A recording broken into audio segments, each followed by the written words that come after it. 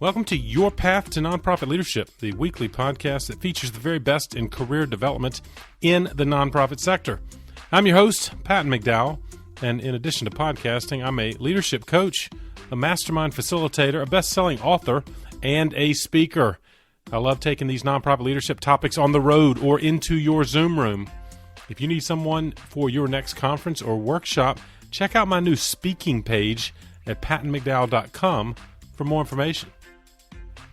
Well, I know you're going to enjoy this fantastic conversation I had with Derric Bakker, who brings wonderful experience as the President of DickersonBakker, a national consulting firm that's working with over 100 nonprofit organizations every year.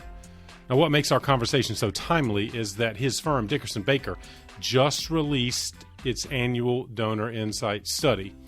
And it poses the question likely on your mind right now, which is, what exactly are your donors thinking given the uncertain economic times ahead?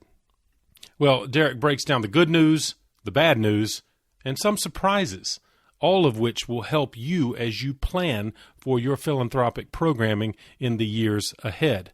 And of course, what is great about Derric's insight is he's not only reporting on the results, but he's going to give you some practical takeaways and things you can apply as you lead your organization going forward. Lots of reasons to check out the show notes. This is episode number 181. Just go to the new podcast page at pattonmcdowell.com, and you'll find all of the resources that Derric and I discuss, in particular references to the DickersonBakker website and this Donor Insight Study. Without further ado, please enjoy my conversation with Derric Bakker. Derric, thank you for joining me on the path. Hey, thanks for having me. I'm excited about this conversation, Derric. You're doing fantastic work through DickersonBakker all over the country, but you all produce a fantastic and appropriately valuable, given its timing, a Donor Insight Study. And so thank you for joining me on the path and sharing with nonprofit leaders everywhere some of the insights you all have just determined. So let me start with that.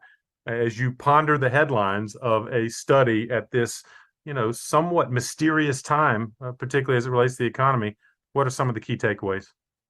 Yeah, thanks.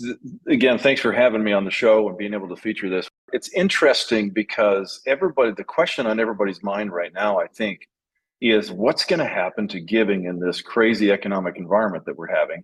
And especially coming off of COVID, nothing's quite predictable. Nothing kind of happens as it should. And so we really honed our research study this year on asking donors, how are they feeling about the economy? How are they feeling about their personal financial situation? And how is that going to impact giving? And so there's really three takeaways. If I give you one, they're kind of contradictory a little bit. So we got to give all three. Yeah, right. I don't want to leave you with the first one because the first one would scare people. But the reality is, donors are exceptionally pessimistic about the future of the economy and their personal financial situation. Wow. 2/3 of donors are pretty confident we are sinking into recession. Another third feel like the economy is going to shrink a little. There's less than 5% that feel at all positive about the trajectory of the economy. And so obviously that's not good. Folks don't feel good about their financial situation. You would expect that that's going to lead to a decline in giving. But that's kind of the second key finding, I think, that I really want to couple with it, because the amazing thing is that donors told us that they intend to give the same or more this year as they did last year. And last year was a record-setting year. And so that's really heartening. And I think it's a testimony to kind of the resilience of American people, and particularly kind of the donor community. But just to give you a sense, 84% of the folks that we surveyed in this research study, and this was a survey of thousands of donors across the country at all segments, and has a 95% confidence level, 2.5% margin of error. Wow. Yeah. But 84% of donors said they intend to give the same or more than last year, and that's actually right in line with what we've seen in the last couple of years that we've done this study. So we were really kind of concerned when we saw kind of the data about how people were feeling about the economy and their personal financial situation, but really heartened, to see that the donor intent is still to continue to give and give it at a higher level. So I would say we're cautiously optimistic about the direction of giving, and that giving will hold steady.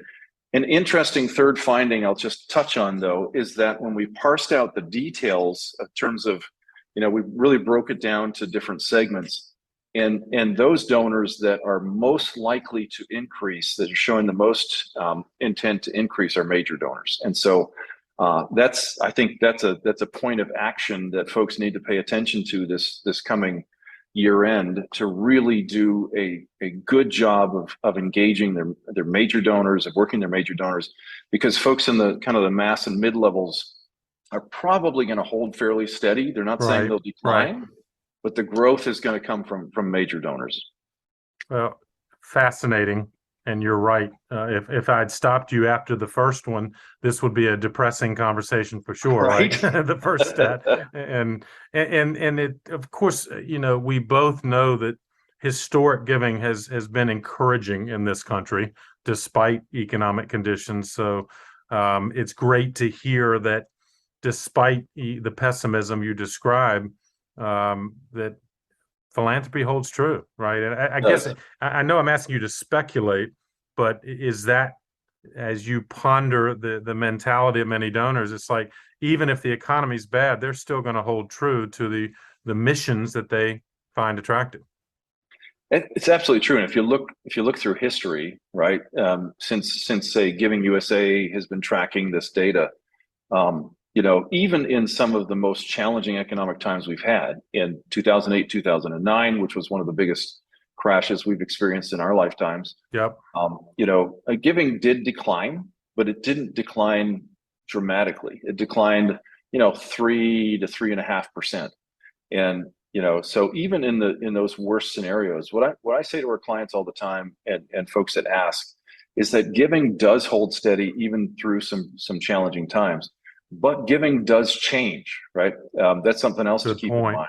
Yeah, giving does change, and what we have found in this study is that the number one force that is driving people to continue giving at an increased level is their perception of need. And I think particularly what we really saw the response was helping vulnerable people locally. That was one of the top needs. In the faith-based space, you can imagine, Great Commission, Great Commandment was also very highly rated. Those, a lot of faith-based donors are going to give out of that motivation and continue to give regardless. But generally, helping vulnerable people locally, donors were clear that they expect the needs in their communities to rise exponentially, which kind of goes right in line with their expectation of the economy. Right. They feel like the economy is really headed towards a bad spot. They see that people are going to be hurting, and they feel like we've got to help those folks. Yeah, the most needy are going to be disproportionately affected by a negative economy, right? So at least those with means, it appears, are ready to do even more to help at a time when that need most exists. So I can't wait to unpack this further, Derric, because there are lots of implications, and you've touched on a couple of them for nonprofit leaders, fundraisers that are listening right now. But before we do that, I just want to ask you about your journey. You've had wonderful experience in the philanthropic sector. So talk maybe a little bit about what brought you to the work you're doing now. Yeah, as most people who get into this business, I got into it serendipitously.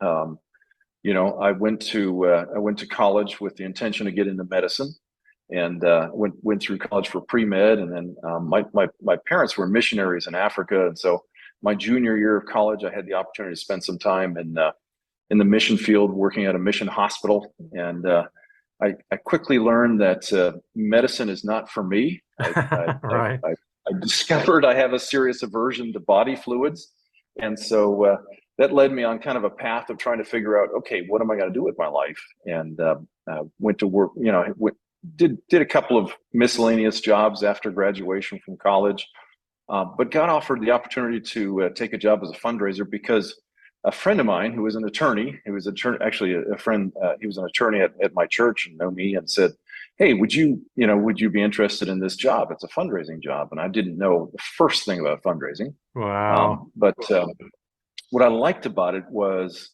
I come from a family with a strong sense of purpose and calling, and to me, it was the opportunity to, do something, that had an element of service, but Absolutely. also had a little bit of an entrepreneurial bent to it, which I've got kind of ingrained in my character. So that's how I got started. And I was really blessed to have somebody come alongside and mentor me early on and teach me, because I didn't know what I was doing. And I watch a lot of these folks when they come into the fundraising world, with good intentions. It's a hard thing to learn how to do it right. And I had the opportunity to have somebody come along and mentor me. I don't think I would have lasted, frankly, if I didn't have that. But he really set me on a path and taught me and coached me. That really kind of helped me understand that this was such a natural fit.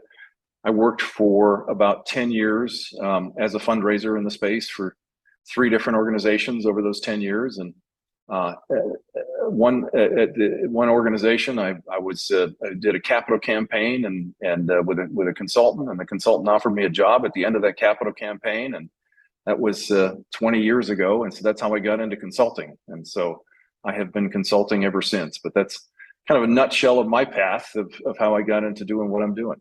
Yeah, it's fantastic, and some familiar elements as a fellow consultant now, and the calling almost that you describe certainly has translated to the work you're doing through your firm, DickersonBakker. Talk about your firm. What do y'all do? Where do you focus, or how would you describe the work you do there?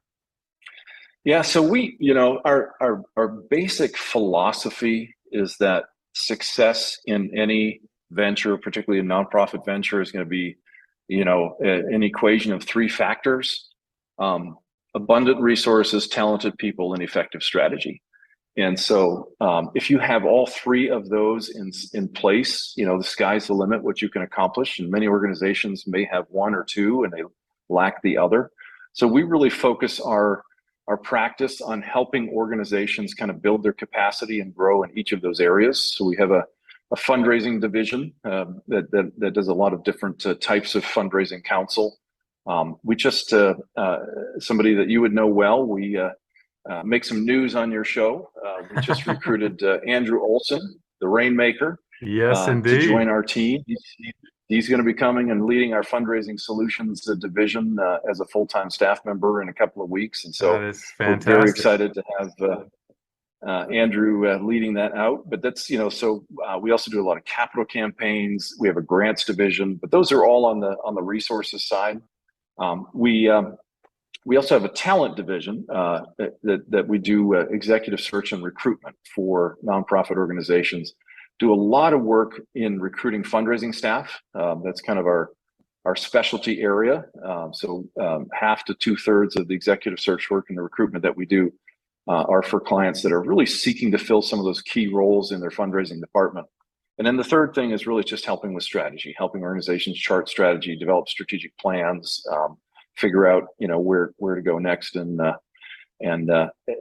These days in particular, I think it's exciting days because a lot of organizations are really looking at the future and have the opportunity to really plot out their vision. We can talk more about that in a little bit. Yeah, it's well, all of the 3 elements you just emphasized certainly are in need at many organizations. And so, of course, I'm going to commend our listeners to check out the show notes as always, because Derric and his team have wonderful resources and, of course, great people that might be of service to whatever your organization is trying to do. And again, speaking of the resources, Derric, this study you and I are talking about, the Donor Insight Study, is something you have made available. This is not just for your clients. You have made it publicly available as a resource. In fact, why don't you talk about why did you start doing the study in the first place? Yeah, so we've always been we've always had a strong emphasis on data and on learning. and understanding kind of trends and understanding both on the donor side as well as in the industry side, nonprofit industry side. So we have a PhD researchist who works on our staff, and mostly up until 2020. Doc Wirtz is his name, and Doc was focused principally on doing work for our clients. We would do data analysis, and we'd do donor studies, and research studies, and mission planning studies, and a lot of different stuff. Well, when COVID came along, one thing that happened was things kind of dried up on that side. People kind of, organizations were rightfully careful about how they were expending their resources. So they were more concerned with, hey, let's push pause on a lot of those projects until, the other thing is when you're doing research, it's always a snapshot, and it's not going to be a reliable snapshot if you're in a situation which isn't going to last, right? So you're getting data that is changing all the time. So we found ourselves with a PhD researchist with a little bit of time on his hands. And we also were discovering that a lot of our clients were asking, what's going to happen? What's going to happen? We were in the thick of COVID, economic lockdown. Nobody knew what was going to happen. So we kind of said, Doc, let's do a donor research study. So we basically surveyed, and we largely did it initially just to answer the questions for our clients, because our clients were asking us, and we were giving them the best advice we could, but we'd never experienced anything like this, right? So we could draw, some analogies and conclusions to 2008, 2009. We could draw some of them to, Black Monday back in, way back, I guess it was in the 80s, Right. Our founder started the company in 85. So he was around back then, 9/11, but there was nothing that we'd ever experienced like this. And so we decided to deploy Doc and do a study, and he did a survey of donors across the country. And basically we asked our clients, we said, hey, give us access to your files. Just, we gave them all the survey stuff. They sent it out, and we told them what we were trying to do. But we said, if you will send these surveys out to your donors and send the survey link, et cetera, we'll report all the data back to you. And so we got all of that data, and we were really heartened to learn that donors were really, they were not running scared, Right. They were doubling down and helping the organizations. And so that was our first kind of insight into the fact that 2020 was not going to be a disastrous year for giving. It was actually likely going to be a record year for giving. And so we published that report. I think it was very heartening to our clients when we presented it to our clients. Right. And then we just said, you know what, the marketplace needs to know about this. And so we released it publicly. It got a lot of press from some of the journals, Nonprofit Times picked it up, Chronicle of Philanthropy picked it up. There are actually a couple of business publications that picked it up. And so we just decided to continue to do that. So we just decided to do that as an annual study. And so we did it last year. Last year, same thing. It pointed to last year being a record year. And this year, and what's been interesting is it's been correct every year, to Doc's credit. Yeah, well, clearly you've got the right person leading the research efforts. And I was going to ask you, I guess not totally surprised then that, given your previous study indicating that this country's philanthropy is very resilient and in fact responsive in times of crisis. So I guess you had some sense of, even if the economy is turning in the wrong direction, that the responses would be favorable. Is that fair? Or did anything surprise you, Derric, from this round? It totally surprised me. Totally surprised me. Really? I was expecting the opposite. Here's kind of the narrative that I had kind of formed in my mind. And this is why I like research, because we all have our opinions, right? But let the data show the facts. But the narrative I was kind of forming in my mind was that this surge in giving during COVID was like disaster relief in slow motion, right? Yeah. So every time a disaster happens, a hurricane happens, or whatever happens, there's an outpouring of support, right? And so in my mind, I was thinking, is basically the spike that we're seeing in giving during COVID, is that some sort of a, disaster relief type response that's happening in slow motion, which after disasters kind of fade away, people kind of pull back a little bit, right? They kind of say, okay, that's done. And I was kind of concerned that in the context of kind of COVID kind of fading, into the limelight at the same time the economy was kind of contracting, that donors would kind of pull back and say, you know what, we gave heavy for a couple of years, we responded to that, now we're going to pull back. And so I was actually concerned the opposite was going to happen. Right. And right. I was really heartened to see the responses when Doc presented his first run of the research. So, well, and Derric, you were intentional, I guess, in surveying donors of all different kind of levels, if you will. But I noticed you made the distinction that those at the kind of major giving level were actually, not only am I going to keep giving, I'm going to give more, but those at the lower levels of giving may hold steady, or if not decline. I want to make sure I understand correctly how you evaluated the different kind of major giving down to, quote, just the annual giving perhaps at other levels. Right.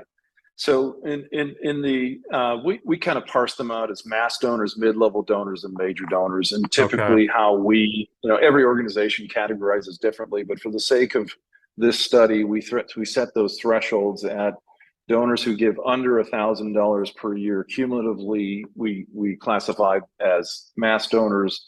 Mid-level were between 1 and 10, and majors were $10,000 and up. And there's no indication that mid-level and mass donors are going to decrease. In fact, every indication is they're going to give about the same. More than 2/3 in those categories said that they would give about the same. The difference is that on the major donor side, only about 50 some odd said that they would give about the same.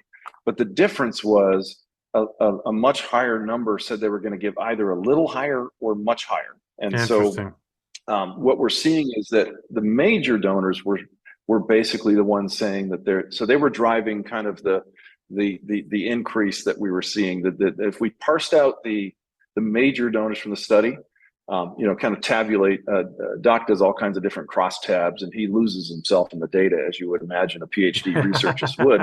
Right. But he has to explain it to the rest of us, like, okay, talk to me like I'm a 7th grader, right? Right. But, right. What he really found, right? Most of us are not data nerds, but when he parsed it out, it really did show that major giving is really what is likely going to drive the increase. And that's been a trend that we have seen ongoing for some time. I don't know if you've watched kind of or dug into the Giving USA data and other data out there, but major giving is becoming, as time goes on, a much bigger kind of slice of total giving across the country. Right. And so it's something that, as far as actionable items for folks that are working in the industry, to take away from this is that you neglect major giving at your peril this year, but I also think in general. I think it's something that, we tend to rely a lot on marketing-based approaches, and marketing-based approaches are really important to fundraising. They drive the pipeline, but the value is really being driven these days, and likely this year especially going to be driven by major donors. And so making sure that you have a good, well thought out, good plan for major giving, and most major giving happens obviously in the year-end season. And so having a deliberate, approach to the year-end season is really important. Well, I was going to ask you about that, Derric. How, again, I know you and I neither would kind of advocate fear mongering, but your study indicates that the folks, particularly the major giving level, understand and are in fact pessimistic about the economy. So if I am a fundraiser or a nonprofit leader, do I need to in fact amplify the message that, hey, the economy is getting tough, particularly on those we serve? So is that the kind of message that you think was going to resonate with these donors? We need to remind them that, yes, the economy is impacting those we serve. Therefore, we hope you will invest in us even more. Absolutely. I think, why do donors partner with organizations? Why do they give? It's something I've spent a fair bit of time thinking about. What is it about American culture and about our society that people are compelled to give at the level they do? And I think a lot of it is because you know, we don't have kind of the sort of social network structure, right? That other countries do around the world, and we rely on the private sector to kind of help people in need. And it's through churches, it's through the faith-based, but it's also just through people giving to a wide variety of different organizations and a wide variety of needs. It's not even just people's needs, right? It's also animal rescues and any number of different things. It's the environment, right? Yeah. And so the more you can point to how those needs are growing and why it's so important, but also most importantly, the impact you are having as an organization, because that's ultimately why people are giving, right? They're not giving just to support the work that you do. They're giving to support the impact you make on lives, and that's what they want to see, and that's what they want to know. And major donors in particular want to see that their giving is reaping a yield, right? It's a return on investment, and so that's an important part of how you engage major donors, is to make sure they see and feel how their giving is making a difference. Well, I have found that a lot of people have a misunderstanding of major donors, that they seem to think that major donors oftentimes function like, program officers at foundations, where they sit there and they look at the proposals and they work, and it's all cognitive, but all giving comes from the heart, right? All giving is driven from the heart, right? And so you have to show that heart impact to your donors to really engage their giving. Well, it's a great reminder, and you are absolutely right, of course. And I know as folks listening are thinking about this, and I was going to ask Derric, I guess, the near-term implications. This episode's released here in the fall of 2022. So you're saying, again, given the propensity of activity occurring at year end, nonprofit leaders and fundraisers need to think about this right now. And I guess I'll ask you, what else, again, would you suggest, given your study, that folks need to do here at the end of 22 and as they think about their planning for 23? What do you recommend? I think one thing is not to be complacent, right?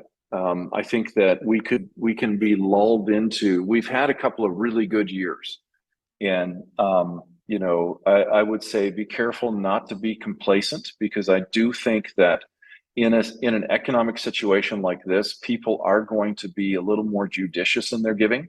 They're going to look a little more carefully, because the money is a little harder to come by. They've taken a beating in the stock market, Right. And so they're, right, as a percentage of disposable income, they're probably giving a higher percentage, and they're probably feeling a little tighter in their, right, and their own inflation is going up, and it's affecting everybody. Just it affects folks with wealthy folks as much as it does the ordinary folks, but has a bigger impact on the lives of average folks. But it still affects everybody, and so they're going to be a little more judicious. They're probably going to look more closely at requests, and I think that here's something I have seen over my years as a consultant. You may have seen this too. In economic times, when economic times get a little hard, I've often heard nonprofit leaders say, "Hey, our donors are probably struggling a little bit. We're not gonna push too hard this year, right? We're gonna kind of go easy." And and I think that's the wrong approach. Because good. Let donors decide if they want to give less, right? Let donors decide. Don't make assumptions about your donors. And when the economy is down, there's more competition for giving, and they want to see that you need it. And you can send the wrong message if you're like, it's okay. And I think especially with a lot of organizations, and we can talk about this, a little bit more, but through COVID, it's been good times for a lot of organizations, right? Exactly. They're flush on the annual fund side, and so it can be easy to get lulled into complacency, and sit here and listen to this and say, "Oh, good, it's going to be fine this year," and not to do what you need to do to make sure you're developing those gifts and meeting with donors, asking for money, and showing them how their gifts are making a difference. Yeah, could not agree more. And you're right. We should underline that point. Let the donor decide. And while it perhaps at some levels noble that you're like, well, the economy's bad, maybe we should back off. are donors, but in fact, your mission is to serve whoever you serve. And that mission Right. still requires that investment. So I'm glad you're reminding us of that. And I wonder too, Derric, did your study bring out something? I don't know exactly what data would back this up, but often, or I've heard that in difficult economic times, many philanthropists will narrow the number of organizations that they will support financially. So in other words, the rally cry is, let's make sure we're at least in their top 3 in terms of charitable causes. But do you find anything to confirm or refute that your study would suggest that, yeah, people may tighten up the number of organizations they'll support? Actually, we have seen that. We particularly saw that in the initial study that we did during COVID, that organization that donors were really focusing their giving. They were narrowing the number of organizations that they were giving to. Right. In a lot of ways, COVID was an accelerator as much as a disruptor. I read that in an article one time, and in many ways, COVID disrupted a lot of things about our society, but COVID also accelerated a lot of trends that were out there. Right? Look at Zoom technology. Yes. Right. Yes. I mean, we had this slow movement towards Zoom. We had this slow movement towards virtual work, and all of a sudden, COVID just accelerated that tremendously. And one of the things I think the trends that we have been seeing in the industry over years has been donors are right. It is somewhat generational. It has somewhat to do with this generation of donors today. That's different from, say, baby boomer generation, which gave more out of duty or loyalty. They want to be more engaged with the organizations they support. And we particularly see this, and this particular study didn't bring that out, but other studies that we've done and other studies I've seen, younger generations, millennials and others, they really want to be personally connected and engaged with the organizations that they support. So they don't want to spread their money out over a dozen different organizations. They would much rather kind of go deeper with fewer organizations. And that was a trend that has been happening kind of generationally, but it was definitely accelerated by COVID, and it's sticking, because one of the things we asked in the study is kind of how many organizations you support at different levels, and what we saw during COVID is kind of held, and so it's probably going to be a continuing trend in that direction. I'm glad you amplify that. So it kind of reinforces some advice you gave earlier, right, Derric, that make sure that you kind of deepen the relationship with your most loyal donors, right? Because they may, in fact, narrow, and you want to be on the short list. Right. And to circle back to the previous point that we made about, you can't make assumptions about donors. In difficult times, some donors still do really well, right? And some donors are struggling. So, there's different donors are all in different situations. So, don't generalize, right? Don't generalize. Don't generalize, right? I've worked with a major donor that made air filtration systems for surgical suites. And during COVID, his business was blowing up because everybody wanted to put that kind of quality air filtration in their business. And his business was just going crazy, and he was making money hand over fist. Today, with what's happening in the stock market, right, you've got to be mindful. If you have a donor that is giving, not out of income so much as assets, right, those assets are, right, we're in a bear market, right? And so they may have some commitments that they've previously made based on their expectations right? So those folks may in fact be in a situation where I've got to do less this year. I can't increase, or I can't add. I'll continue where I'm at. Right. But others are maybe doing well in this economy. So the most important thing is to get to know your donors, understand their situations, and ask them. The best way, I often say to folks, is the best way to learn about your donors is just to ask them. Yeah. Right. Research is great. Wealth research is great. All kinds of prospect research is great. But sitting down over a cup of coffee and just asking them some open-ended questions, and asking them about what they really are passionate about, what they want to give to, kind of what, do they, one of my favorite questions is to say, hey, how does this, let's say you're, Salvation Army, right? How does the work that we do here at the Salvation Army, how does that fit within your overall charitable giving priorities? Is it in your top, top 3, middle? And, if they say, no, it's one of my top ones, and it's like, would you be interested in finding ways that you can make an even bigger impact? And if they say yes to that, that opens the door to all kinds of different conversation, right? And so having some of those conversations, asking them, hey, how's business? How are things going? Bear in mind, I've never met a major donor that when they meet with a fundraiser, they don't plead poverty in the first 5 minutes. But, Right. Right. You have to get through that for so sure, right? you got to get through that, right? Yeah. Well, They know why you're there. fantastic advice. And again, I want to get your final advice on that topic. But as you won't be surprised to hear, given the title of this podcast includes leadership, I love the fact that you all are also doing each spring a nonprofit leaders study. So I wonder if you might give us a teaser about what that is and what you'll be looking for again in the spring of 23. Yeah, so we haven't decided on the spring topic yet. We generally start talking about that in the fall after we finish the donor insight study. If listeners have ideas of things that they would like us to even focus that study on, I'd love to hear it. They can send me an email, go to our website, send something on our website, DickersonBakker.com, and love to hear that. The last two leaders insight study, nonprofit leaders insight study, we call it. One focused on the challenges in staffing, related to turnover, finding, things like that, recruiting, and retaining fundraising staff, and that was eye-opening. And we're in a very challenging staffing situation, and so a lot of opportunity in this space, because we need more good fundraisers in the industry. And so for folks that are thinking about getting into this space, it is a phenomenal career opportunity, and there are tremendous opportunities. And so you got to learn it, you got to grow, but I love that you have a lot of young leaders and others that are kind of on the entry level of their career, because I cannot encourage more folks to pursue this as a career.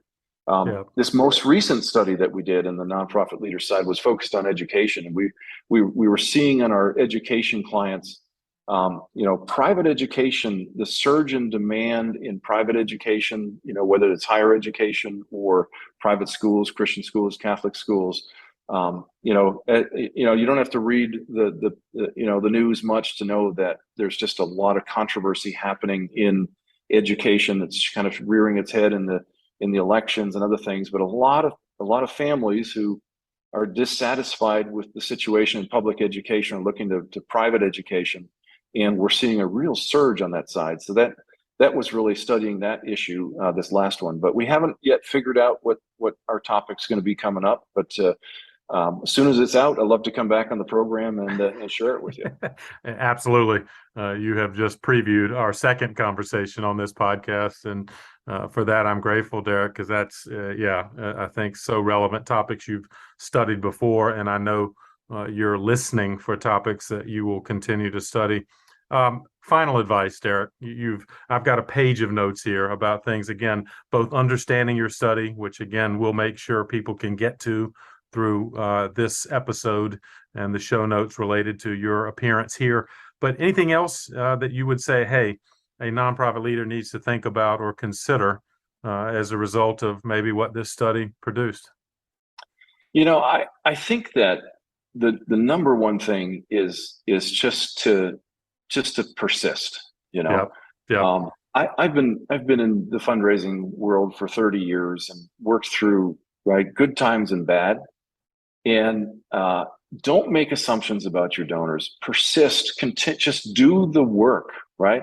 Do the work that you need to do. Engage with donors, get to know donors, learn their situations, and don't be apologetic to ask, no matter the conditions. And just be an aficionado of your organization and what you do. And the challenge is that sometimes people will say no, but it's okay.